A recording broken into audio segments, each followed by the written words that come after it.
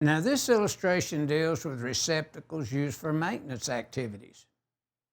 There's always kind of been a discussion amongst designers, installers, maintenance people, and the authority having jurisdiction in times past.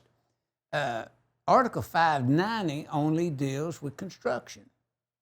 So what basically has taken place here, receptacles used for maintenance activities also will appear in 590.6 in figure section 6A, but also in chapter 7 of 70B. We have some references there pertaining to maintenance and what would be required in relation to the NEC and 70E and so forth.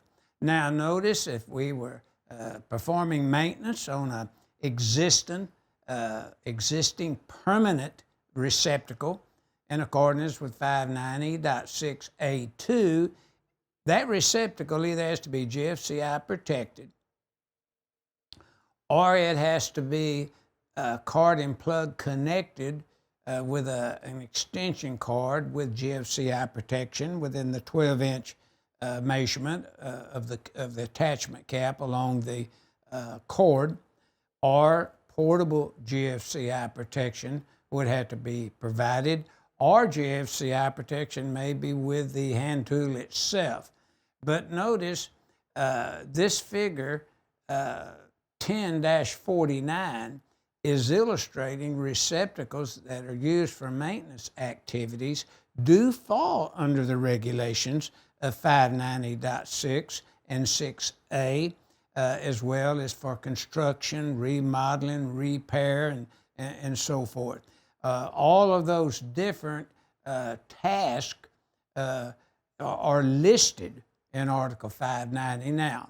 So if we wanted to review more figures pertaining to what we're discussing here, then in the figure loop, the reviewer of this video should see figures 9-15, 9-45, 13-9, 13-20, along with page 10-19 for construction sites.